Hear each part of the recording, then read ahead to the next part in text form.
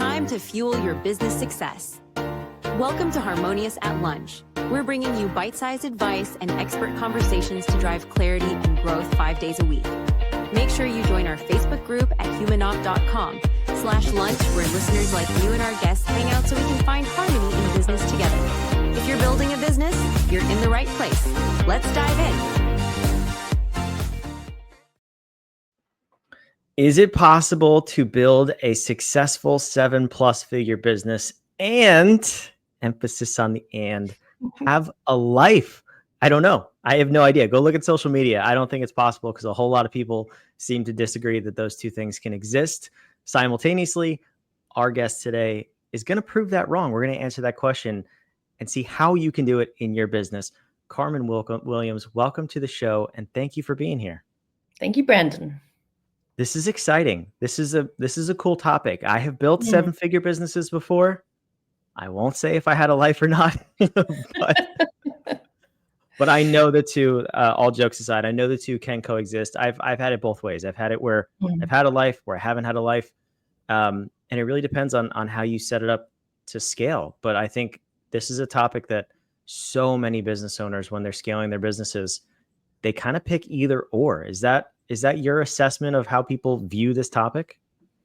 Yeah, I think that in society there's status about being busy. So someone got in contact with me the other day. I haven't spoken to him for a while, and he's like, "Have you been busy?" And I like, how do I say, well, yes and no? Like, yesterday I went for my monthly massage and I did a little bit of strategy, and I took no meetings, and I, watch YouTube with my kids. Like, how like, that's a no.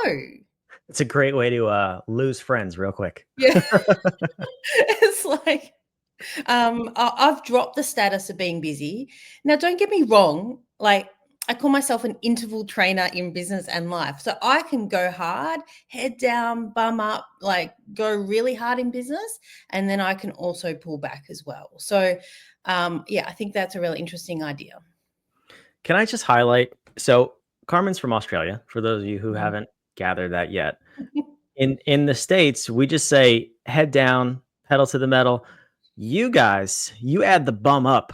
I know. We add a bit of spice to it. I have never heard that before. That's phenomenal. Head down, bum up. That's my new favorite phrase. Thank you for that little gem on this episode. Anyway, back to business here. Okay, so I agree with you. I think it's very hard to get out of that sort of busy culture, because you're right. I mean, people say, what have you been up to? You've been busy lately. And they don't want to hear that, no, I cut my lawn yesterday and that was kind of it. Like, that's not fun. I've been thinking about my next strategic move in business, but haven't really taken any action yet. And yeah, exactly. It's not a really good way to keep a conversation going, for sure. So how did you get started on this journey? Because I assume you kind of fell into that busy trap at one point, but give me a sense of your journey. Yeah. So I was working in strategic planning in healthcare, and one day I just walked into my job and decided to quit. Like, I called my boss up. She was on leave that day, the poor woman. And I said to her, just letting you know, I've decided I'm going to quit. I could do my 2 weeks notice if you want, but I've got everything organized already. And anyway, long story short, I negotiated to leave at lunchtime that day. So I was walking out of work at this place I worked for 10 years, and everyone's like, "I didn't know you were leaving." And I'm like, "I didn't know either."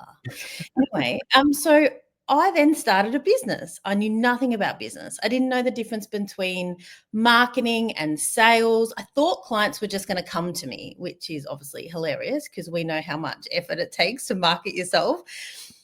And then I decided to market myself using LinkedIn marketing, and I did it for myself for about a week or two. And then I decided, I need someone to help me. So I hired an amazing virtual assistant in the Philippines. Her name's Noe, and she helped me market myself, sending messages, sending connection requests, building my profile, editing my content, posting it so that I could have more conversations. And so that's where my virtual assistant journey started. And then I I tell all my clients, you need to be careful because good virtual assistant support is addictive, and you're going to come back to me in 3 months wanting more. And so the same thing happened to me. So I just grew my own virtual assistant team. So that I obviously starting a business, you're busy, but you're doing the stuff that you need to be doing while getting support in the background. Which I think is honestly the hardest part for people. I'm going to say starting out, even through scaling past seven figures, there's this tipping point that I found. I call it the seven-figure sticking point, where you can kind of get away with doing a lot of different things up until that point. But if you really want to grow past it, you have to start getting everything off your plate that's not Mm. uniquely yours to do. I'm curious how that was for you in the beginning. I mean, it sounds like you decided after a week, like, no, LinkedIn's not for me. But most people can decide that really quickly and don't act on it. What was it like to get the VA up to speed and train her? I mean, did you have a strategy on LinkedIn? Because Yeah. it's one thing to hire, it's another thing to actually hire effectively and put a strategy in place. Yeah, and that's a really good point because so many people hire and it doesn't work, and then they blame the virtual assistant. Mhm. Most of the time, it's the business owner. So one of the things that I really advocate for is almost everything I do myself for a very small period of time. When I say very small, but just enough to go, okay, how do I want to do this? For example, what is my criteria for sending a connection request? How do I do it? Like, what's the workflow? And I get my head and hands really deep in it. And then I go, all right, cool. Now I'm clear. Let me show someone else. And so when I get someone else on board, I don't show them the whole process. I show them one or two small things, often via video. We jump on a Zoom, they record it, and then they do the one or two things. And then they come back in the next day or two, and then I teach them the next one or two things. So I call it the layering effect. So I start slow and small, but I start with like the 20% that's going to have the 80% impact. And then I build it up from there. Hmm. So most I of like my that. team have been with me for 6 years now. And so now I can give them, now they read my mind and they do things I know, I don't even know I want yet. But at the start, it was small bite-sized chunks. Which is really hiring 101, because Mm, that same story could be applied to a full-time or a part-time employee in the States that's on your yeah. payroll versus a VA.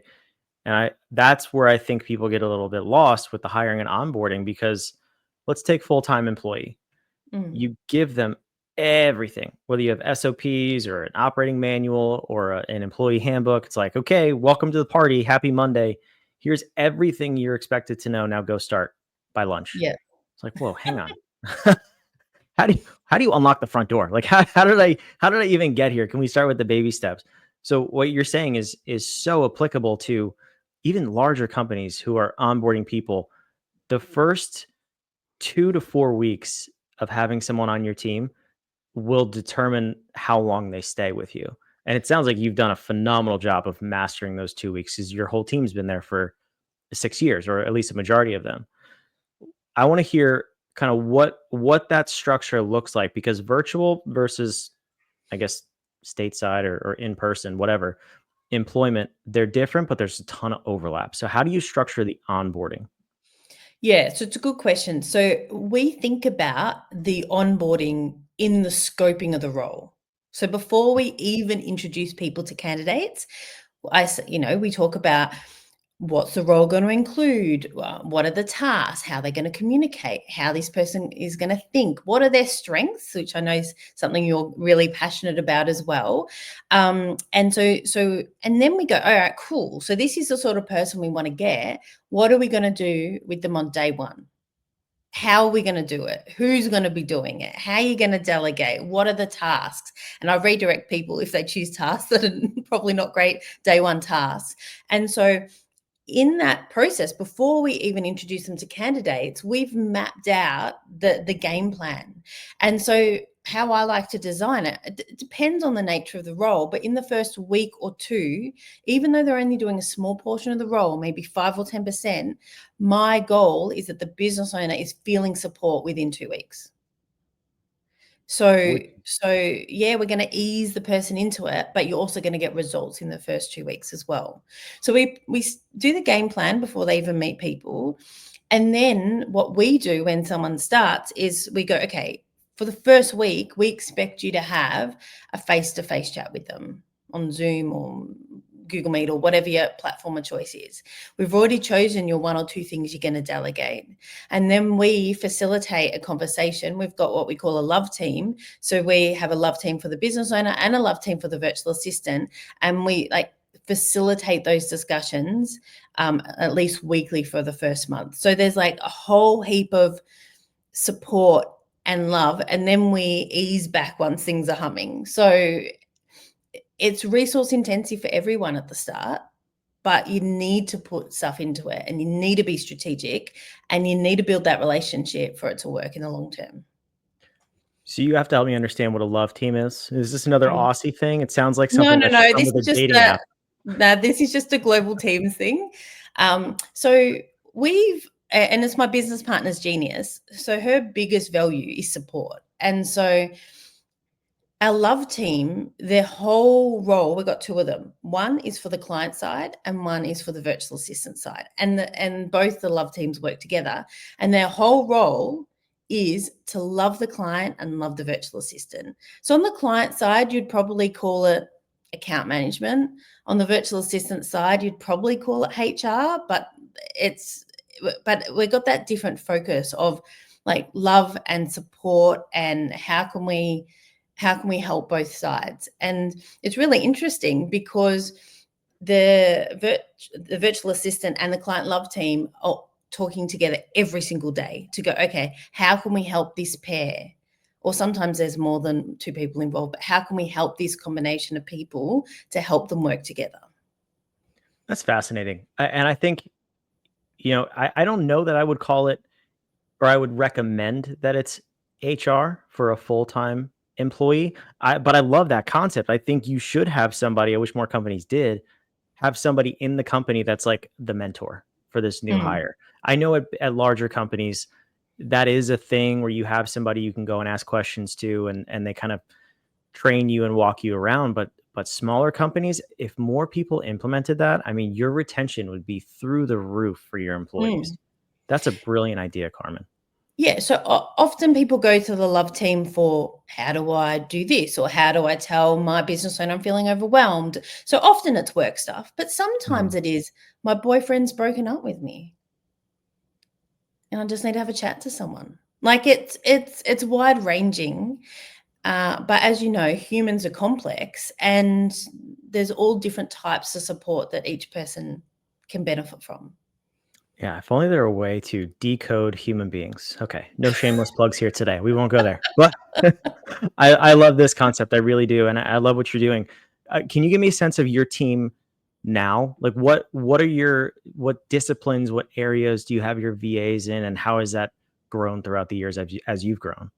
Yeah. So most business owners, the first virtual assistant they need is not what they think they want. So most business owners go, I want someone who's strategic and creative and can come up with ideas. And I'm like, like you. And you're just burnt out. That's what you just told me.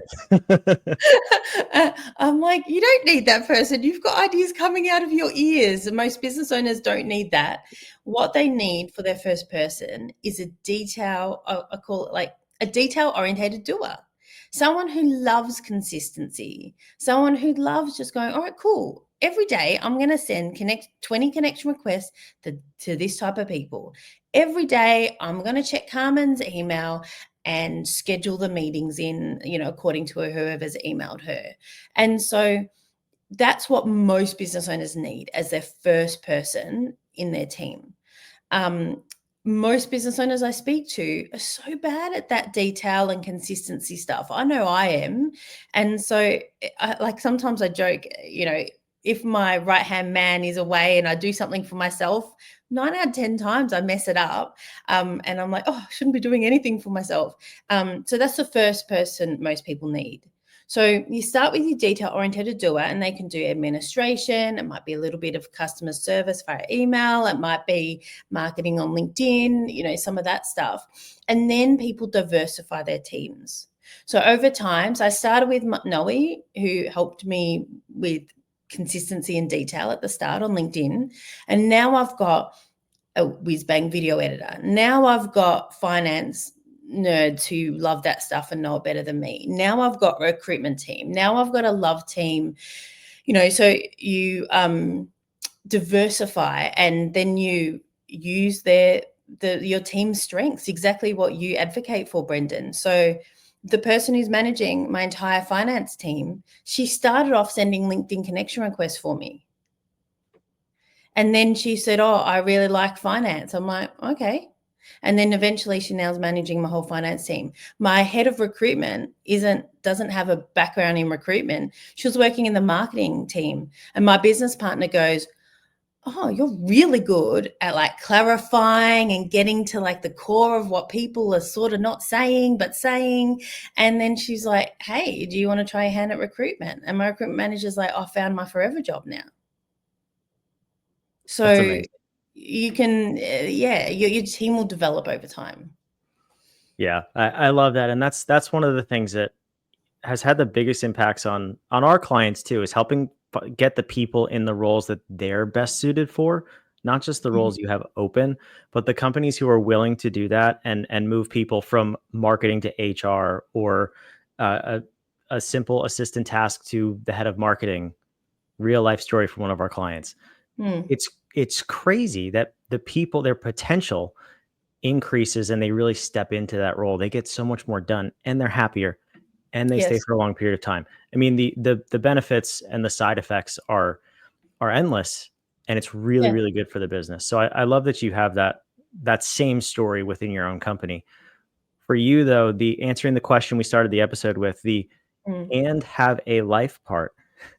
How is building a team of VAs and, I would say, relentlessly delegating impacted your ability to have a life? It obviously wasn't overnight, but give me a sense of what that looked like and how long it took to really get there. Yeah. And I think it's a journey. Like sometimes I feel like sometimes I'm still doing too much in the business. But what I find is that when business owners get support for myself and other people, they fill it with other stuff, but it's often higher quality stuff. And so whenever I get time to twiddle my thumbs, I'm like, oh, maybe I'll just start another business. And then I get busy with that or whatever. So people fill it up, but I've now got the choice to go, like next week, I'm going on a week's holiday with my kids. And I've just said, for the functions I still do in the business, which aren't operational, I'm like, no, I'm not going to do podcast interviews now. Like there's things I can just go, no, I'm not going to do anything. I'm not going to be online for a week, guys, and they can manage without me. And I think the thing I forgot to mention is it was 2 years ago that I took the next level to having a life, which was from the start, I got team members in the Philippines to help me with marketing and admin and things like that. But 2 years ago, I had this brainwave where I'm like, maybe I can get people to talk to my clients as well and love the clients. And so then I actually got account managers from South Africa. And for me, that was a game changer because so many business owners go, the team can do the marketing and the admin, but I'm going to keep the clients. We've got so many clients now. I forget the names. Please don't tell them, Brandon. But sometimes I do. Sometimes the team go, oh, so-and-so. And I'm like, oh, tell me that. I get a bit lost.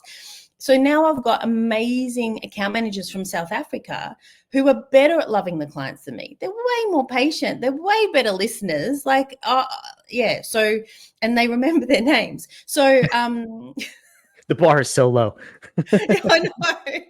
I know. So that was like that next level for me. So if while I'm away, if I get an email from a client, because sometimes clients will email me, I know that my South African account managers can call them up, probably do a better job. But even if they just do 80% and then go, all right, cool, well, let's organize for you to meet with Carmen when you get back. So that means that for that week, I don't have to be online at all.